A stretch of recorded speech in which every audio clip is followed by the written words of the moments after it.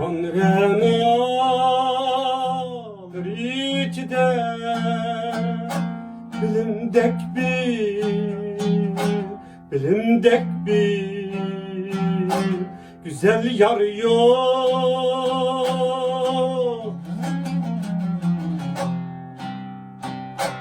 Bilimden özgü tutkan yar bulur u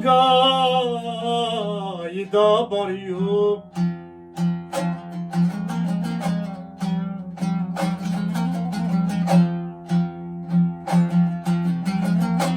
Kirip nefsinin keynige bilimden